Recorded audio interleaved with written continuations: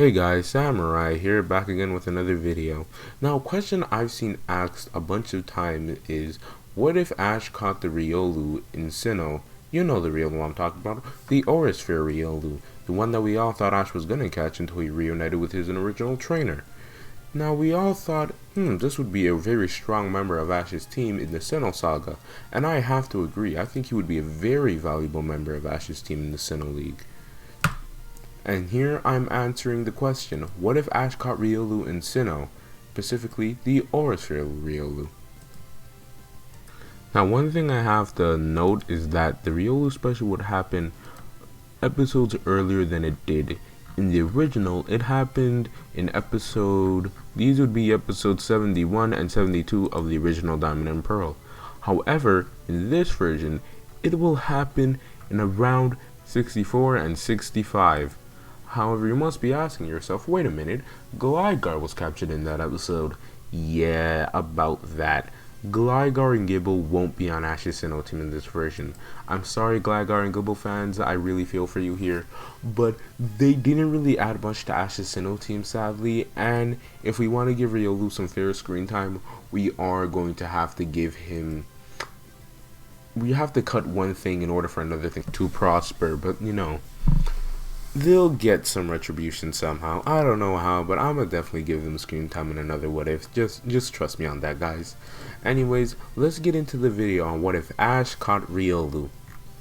Now, I could see the situation of how Ash catching Riolu very similar to the original anime. However, once he reunites with his original trainer, I could see his original trainer saying for him to go with Ash, as Ash can bring out his full potential. I think that would be a really good plot point, and I think it would make sense. So Ash catches Riolu and is on his way to Veilstone City, which is the exact NEP episode with the Maylene and Lucario episode.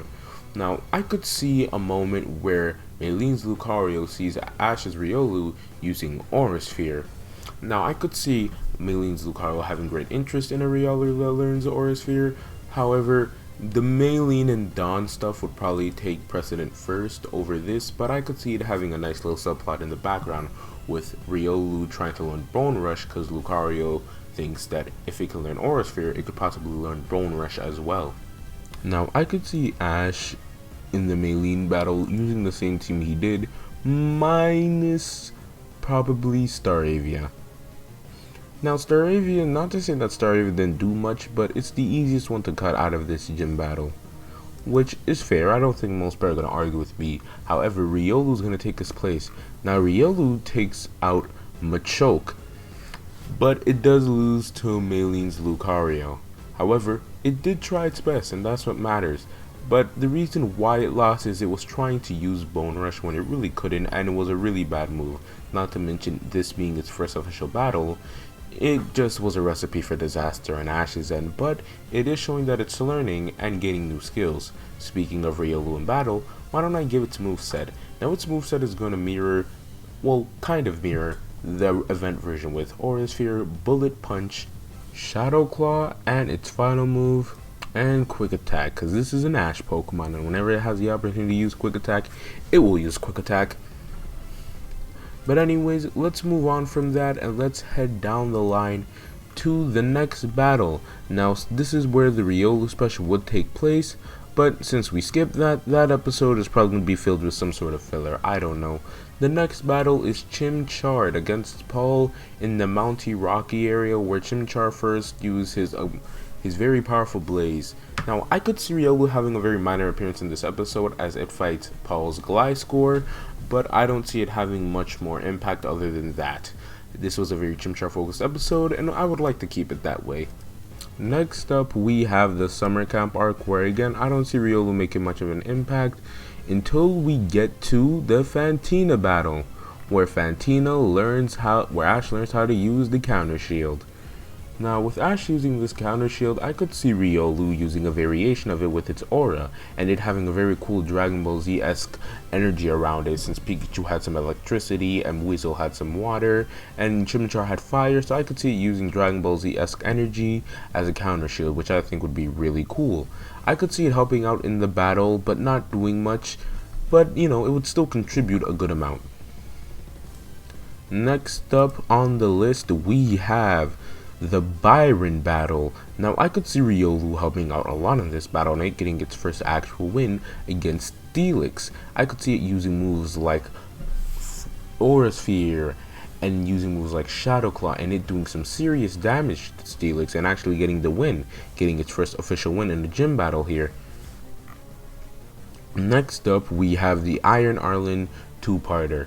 Now, I could see Riolu looking up a lot to Riley's Lucario, since it's using Aura to resist control of the low thing device that Team Galactic built.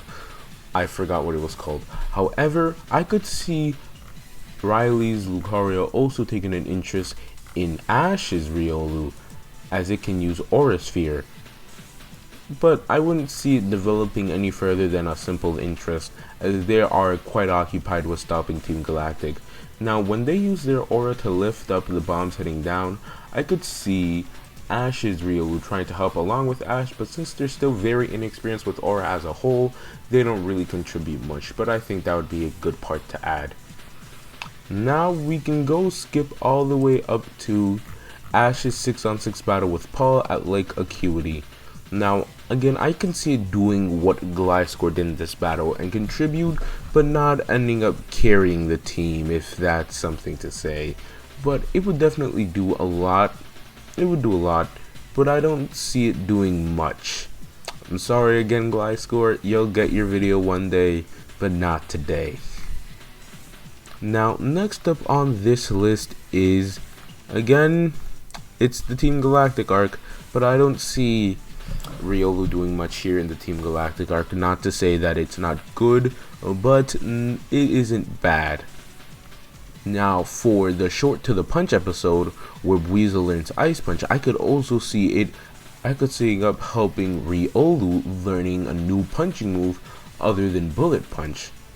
Now, the move I see it learning personally is my favorite of the punch moves. It learning the move Focus Punch and losing Quick Attack. Now, for it to use Focus Punch, it's its most powerful attack other than Aura Sphere, but it takes a while to charge for Riolu specifically. However, that's not the main focus. It's Weasel learning Ice Punch, but it would be a side focus as Riolu would probably get it pretty quick. Now, nothing really much happens in these episodes other than filler, more Ranger promotion, and Dawn catching Togekiss. However, once we get to the Volkner battle, I don't see much changing. I could see Ash going back in with his original setup because we stole a lot of Pikachu's wins, so let's give him one. Now, for the League, I could see two battles changing. For one, the Conway battle. Conway would use Licky Licky more, and his two Pokemon that were meant to screw up Ash's team, I could see them getting eliminated very early with Ash's two other Pokemon, along with Riolu using the move Focus Punch in order to take out Licky Licky. Now for the Tobias battle, this is where I think you guys are gonna like it. Now I could see Ash using Riolu fairly early on in the match, before even Heracross even. Now I could see Tobias using a Dark Pulse, and Ash tells Riolu to counter with Aura Sphere. However, we get a very similar Frogadier moment where it's holding back a powerful blast with a single Energy Sphere. But I could see their friendship and bond growing up to their max, and Riolu evolving, and it uses an even more stronger Aura Sphere. It misses Darkrai, however, Darkrai's taken notice of its shape and its growth and power. And this time it uses Bone Rush without fail, the move it's been trained to use since Maylene's gym. And him and Darkrai have a semi-serious battle with Darkrai dodging most of its hits, but with Lucario being hot on its tail. Ash tells Lucario to use Aura Sphere once again, and Darkrai uses Dark Void along with a Dream Eater. However, before this, Lucario was able to land a single Aura Sphere before it uses Dark Void, so it did some damage. But Heracross comes out, does half damage, along with Sceptile coming in with the finisher. But the battle will play as it did in canon after this, with Pikachu tying with Latios, and then we reach the end of DP. Now, here's where I'm going to leave it up to you guys to decide. Would you guys dig it if I put Riolu in the Unova Saga, as Lucario is a very important Pokemon to this point to Ash since it evolved with friendship, and I could see it traveling with Ash all over the world. So let me know if you guys would like that. I would appreciate writing it, as I loved writing this story and seeing the interactions that Riolu had. And now that it's a Lucario in Unova with Cameron and other strong trainers, I want to definitely write that. So comment down below for a part 2, and I'll see you guys later. Samurai out.